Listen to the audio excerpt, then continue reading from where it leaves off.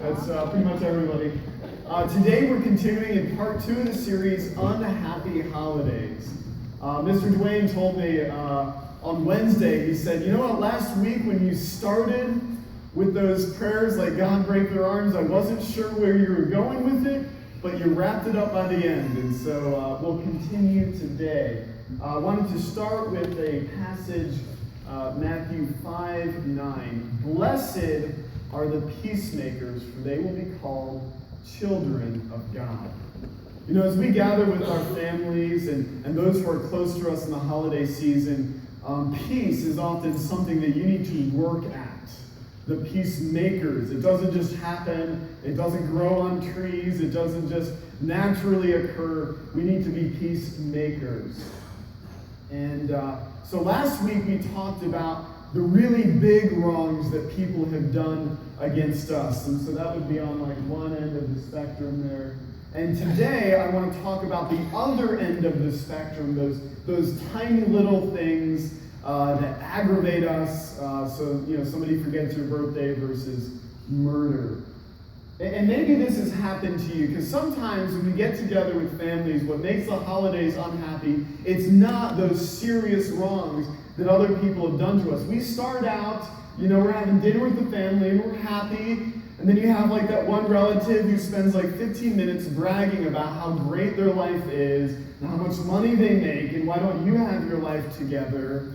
And so then we have somebody maybe makes a comment about the turkey you made, maybe being a little bit on the dry side. And then they see your kids and they make a comment how your kids maybe aren't the best behaved. And then the perfect timing, their kid pegs you in the head with mashed potatoes, and it's it, all right? You're about to like blow up and everybody's like, geez, calm down. It's just a little bit of mashed potatoes, and it's just those little things that add up. And it gets to be intolerable. And so here's a verse in the holiday season you will have plenty of opportunity to put into practice. Proverbs 19:11. A person's wisdom yields patience. It is to one's glory to overlook an offense. Now this may be news to you here and now today, but it is possible for somebody to do something potentially offensive to you and for you to ignore it, to overlook it, to refuse to be offended. The Bible says it is to your glory when you choose to do that. Let me tell you, I am so grateful for those times in my life when somebody has chosen to ignore an offense that I have offered. I just got officially ordained actually this past summer. I went through like a 3 or 4 year process. And so I went out to the state pastor's meeting and I met some of the guys who were about to do the official vote the following day on me and a few of the other candidates. One of the guys I met, his name is Israel. He was a pastor of a church in Charlotte. He did a lot of work with Hispanic churches out there. And I was excited because I speak Spanish and I got to use some of them. So I'm talking with him and I mentioned like some of the phrases because I learned in construction that we would say on the job site. And I said like, apúrate vagabundo, which means like, hurry up, you lazy person. But I didn't say vagabundo. I said another word that you would hear on the construction site that was kind of a crude sexual slur. And I didn't realize I'd said it. It'd been like years and years since I'd used language like that. And he just kind of was like, oh, I don't know if I'd say that. And we just kept talking. I had no idea what I just said to this guy that I just met for the first time. 9 o'clock the next morning, I was sitting there, I was like, I didn't say vagabundo. Oh my goodness. He's going to vote. I mean, what's he going to think of me? Right? I mean, you just met a guy for the first time and he drops a word like that. And so I ran to him. They were about to walk out and do the vote. And I ran up to him. I was like, Israel, I said this word to you yesterday that I did not mean to say. And I was so grateful that he just laughed it off. He said, I figured, you know, that you didn't quite realize what you had said, something along those lines. I was so grateful that I offered an offense and he overlooked it. He chose not to be offended. Let me tell you, it is miserable to be around people who take offense at every possible thing that they can. And we love to be around people who extend grace. Now, this is not just a decision that you make on occasion.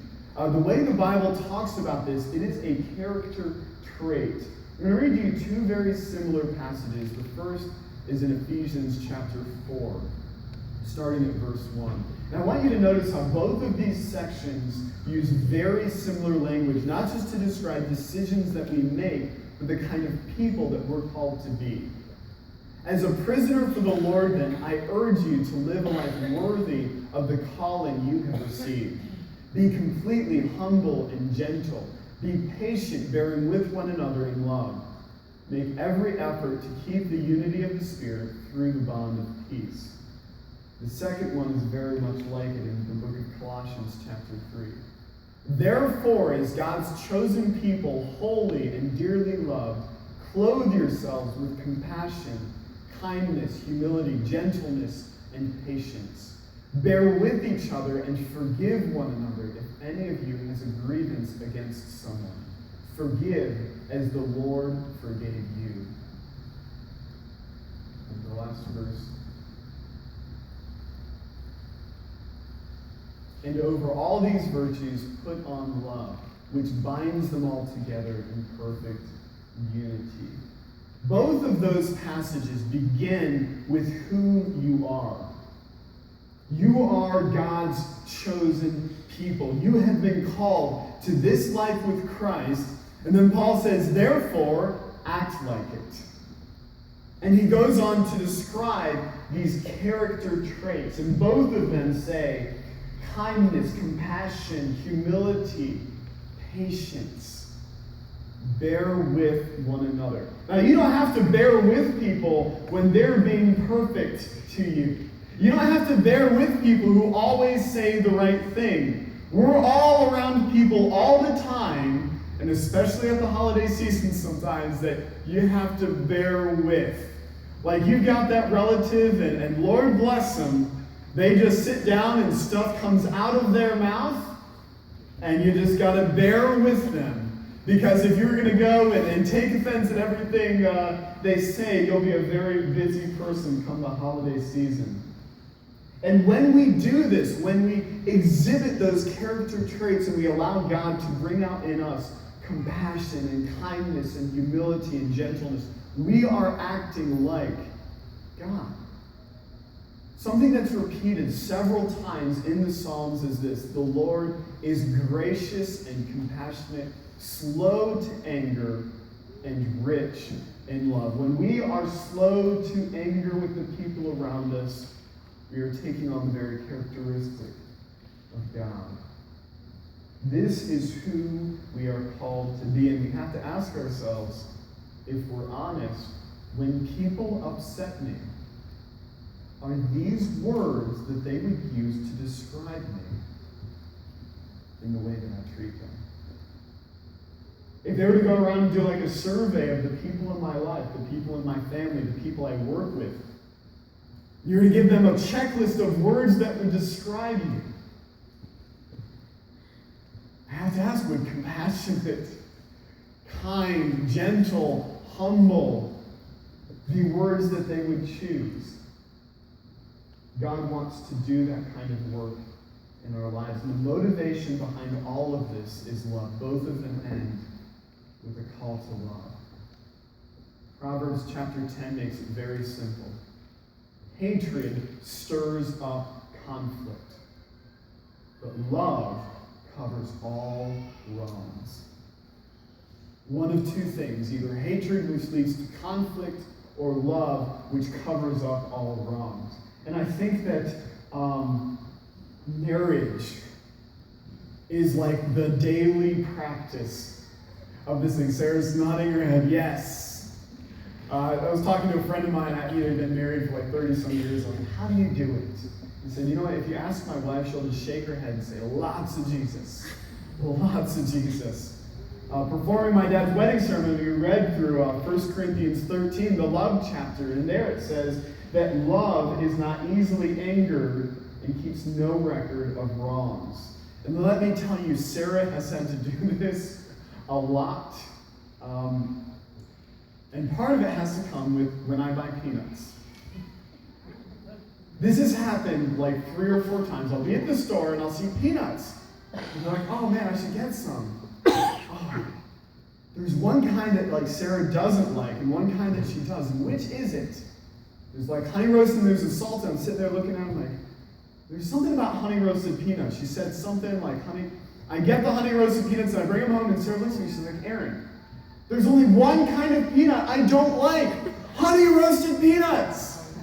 And so the next time I'm at the store, I've done this. I'm looking at it, I'm like, man, what kind was it? She said something about honey roasted peanuts. I bring it over and she's like, really? Really? Again? Don't ever get honey roasted peanuts. And I go again. And it happens. And I'm just so thankful that she has chosen to multiple times overlook the offense. I lost my wedding band and I called her and I was really nervous about the phone call. I was like, hey, how's your day? Good, I lost my wedding band and I'm just cringing. She's like, oh, that's fine. We need to get you another one anyways. That thing didn't fit you. And I was like, is this Sarah? I'm looking at the call.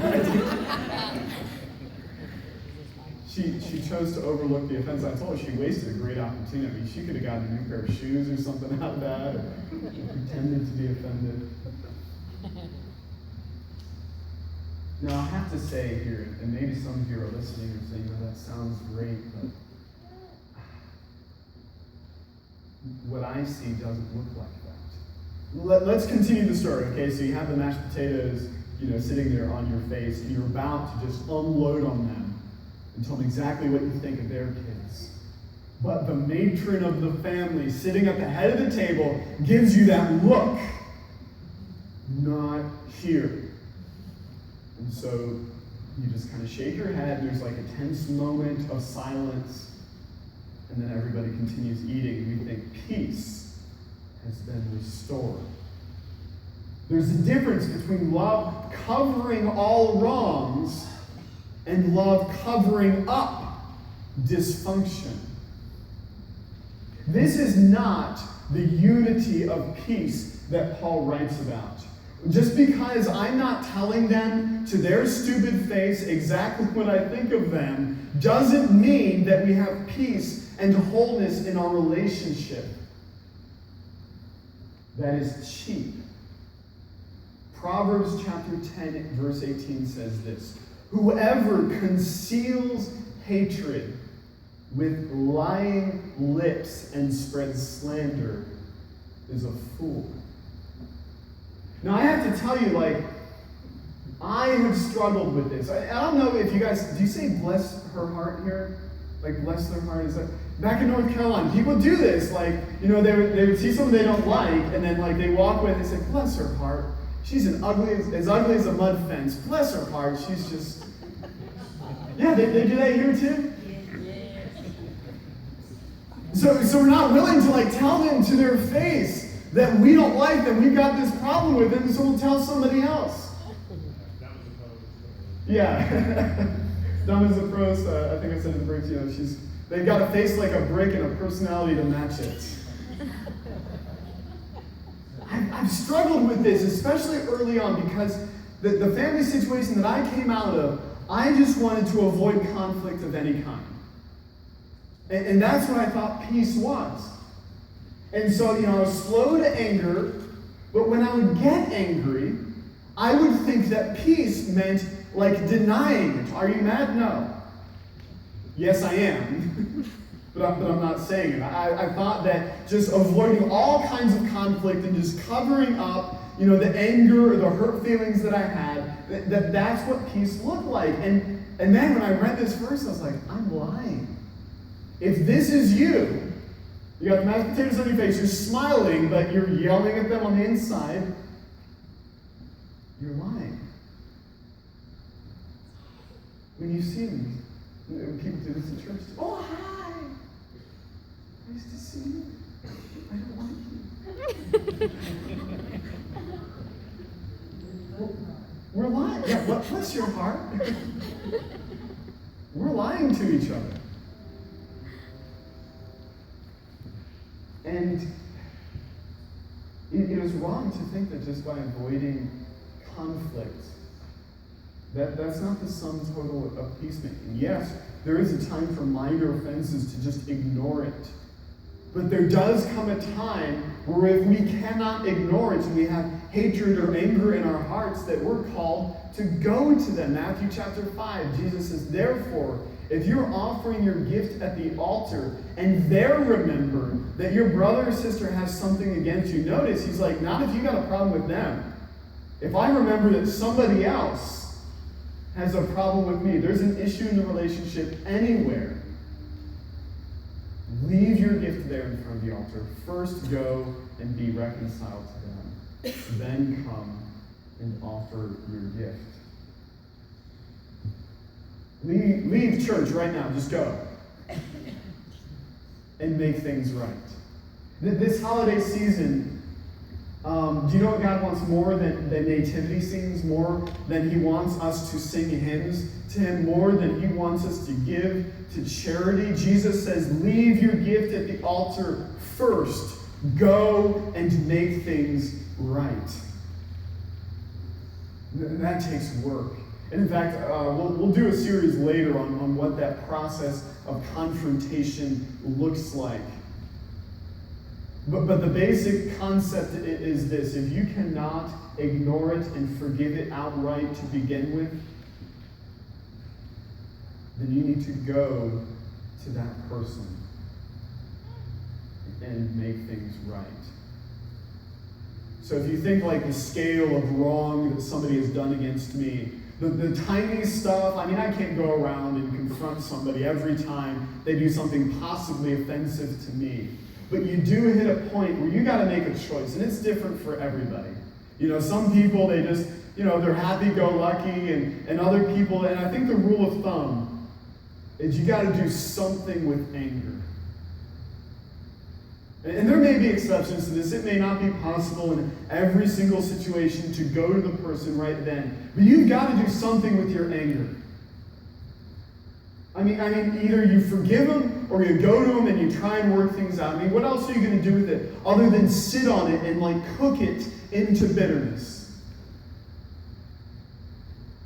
So let us be people of grace. Now, the answer is not to go out of here and text everybody your contact list and begin telling them what you think of them.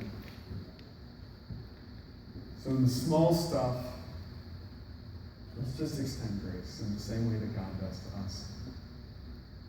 But recognize that that's not the way that we treat every situation. If we find ourselves holding on to things, if we find our relationships to be dysfunctional, then at that point our call isn't to just ignore the problems, but to go to that person and try and bring peace on earth. So I understand that we all may carry some extra weight into the new year from the holiday season, but don't carry built-up resentment towards other people. Like I said, this is hard. This is something that God has been continuing to work in my life, never to settle for the cheapness of fake peace, but to pursue peace, to be a peacemaker. Let's pray.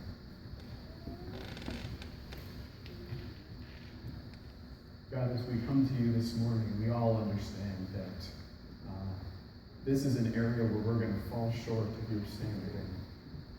God, some of us, we find it difficult to overlook offenses against us. And God, we just want you and ask you this morning, it's beyond our strength, but that you would change our hearts, that you would make us people of compassion and kindness and humility and gentleness. And God, there are others of us, and we've been settling for fake peace way too long. God, that we've been holding things in our hearts. God, that we need to go and talk to some people. We need to go and seek peace and pursue it. We need to be peacemakers.